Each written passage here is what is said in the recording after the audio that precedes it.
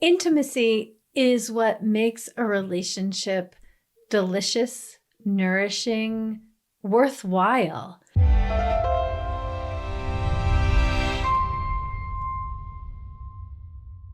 I mean, sure, you might be in your marriage because there's stability, there's financial stability, there's just having safety because there's somebody who knows where you are and cares about you.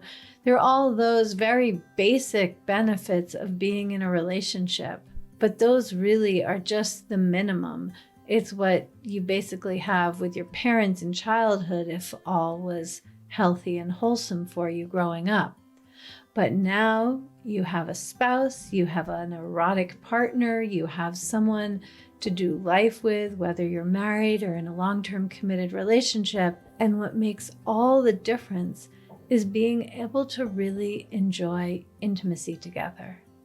So I want to talk to you about a number of considerations when it comes to intimacy. First of all, there are many different kinds of intimacy. This was really driven home for me when I was giving a talk and there was a woman who heard me practice many times, and she herself had been married about 30 or 35 years at the time of our interaction. And after one of my run-throughs before giving this talk on a large stage, which is why I needed to practice, she came up to me and said, "You know, intimacy is not just sex." And I just started smiling like, no, of course intimacy is not just sex. In fact, you can have plenty of sex without intimacy, and you can even have good sex without intimacy if it's a one-night stand, or you're very early in your relationship, or you have a particular kink or fetish and you have sex with people you don't know very well. That can be very erotically gratifying.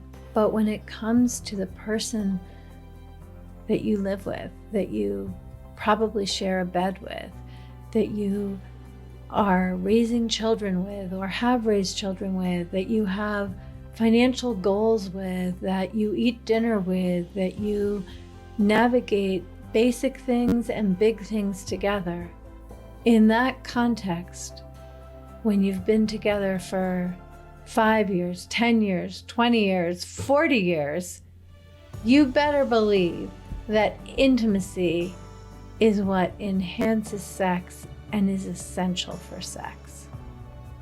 So, when it comes to intimacy, there are many different kinds. You don't need to be having sex or the potential of sex with someone in order to experience intimacy. I mean, ideally, you have intimacy with your parents and intimacy with your children and intimacy in 5th grade with your best friend. And there's a certain kind of intimacy that develops in a professional setting. Let's say you have colleagues in a research lab. There's an intimacy that develops because you're all focused on the same project and in it together. And there are many different kinds of intimacy outside of the marital context. And I'm not going to address them, but I want to be very clear that that also is intimacy. But when you're talking about your beloved, your chosen life partner, well, that is a whole other kind of intimacy. And in that context, the 3 intimacies that I like to talk about are emotional intimacy, sensual intimacy, and erotic intimacy. So let's talk about all 3, because each one is delicious and gratifying and glorious in their own right, but also in the context of long-term relationships. Emotional intimacy paves the way for sensual and erotic intimacy and is actually required in the way that I've just talked about. So what is emotional intimacy? Yes, it involves closeness with someone. And in the New Age world, people often talk about intimacy as into me you see. That is totally wrong. Well, It's not wrong, but it's totally unhelpful. Because into me, you see, implies that what is the active thing is whether the other person sees you, and it leaves you in a fairly passive position. And there is no part of passivity in creating intimacy. When it comes to intimacy, it's much more helpful to think about it as you revealing who you are, as you allowing yourself to be seen, as you opening yourself up in a way that you uniquely provide access for this other person to experience who you are and what is happening within you. That is the way to the most gratifying closeness, connection, and emotional intimacy. It does mean that as you cultivate emotional intimacy, that you may have experiences where you open yourself and your partner doesn't actually perceive what you're sharing. And it's your job not to close down, not to feel rejected and sulk, but to know that the way to intimacy is ongoing calibration and attunement as you reveal yourself, noting how it is that your partner can experience you and access what you want to share. So if you're going to cultivate emotional intimacy, don't do it while your partner is reading a book or on a work call or I don't know what. You want to, if you're going to reveal something, say, I want to share something with you.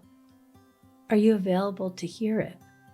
Set yourself up so that you're less likely to be rejected, and give your partner a chance to see who you are as you lean in and share more of the truth of who you are, whether that comes to your desires in the bedroom, sure, but maybe it's that you've always wanted to write a novel, or that you judge yourself for not wearing heels. I don't know, I'm coming up with kind of silly examples, but being vulnerable, sharing something emotionally intimate, it's all in how you do it and what it means to you, and letting your partner feel that. It doesn't need to be some dramatic revelation. It can be quite tender sometimes. And if you weren't sharing it in a vulnerable way, it could easily be inconsequential.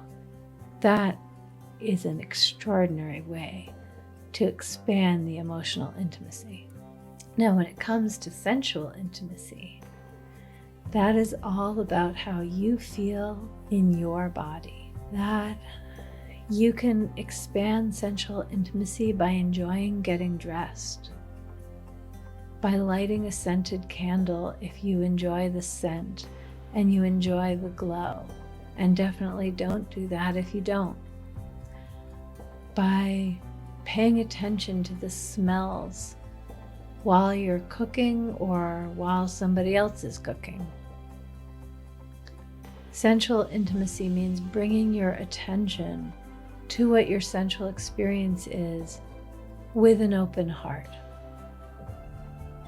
And when you have emotional intimacy and you have sensual intimacy, then you are primed for erotic sexual intimacy, because you both need to enjoy your own body and the sensual experiences you're having, and feel emotionally open-hearted and intimate.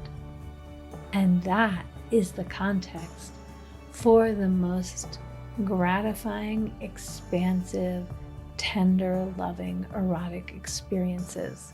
And very often when I work with clients and teach them how to be emotionally intimate and how to enjoy themselves sensually, the sex just takes off without any additional attention in coaching. And then there are other times when, yes, I help them translate the emotional intimacy and the sensual intimacy into wonderful erotic experiences. So I think the main thing that I want to say about erotic intimacy is that it's a skill. It's a skill that you can learn. So if you're having great erotic intimacy, keep going. And if you're not, you can learn how by expanding the emotional intimacy, by paying more attention to your own embodied experience, and definitely reach out. You can contact me here or go to my website, alexandrastockwell.com, and send me a message through the contact page and tell me what the challenge is erotically, and I will be very glad to read it and personally respond.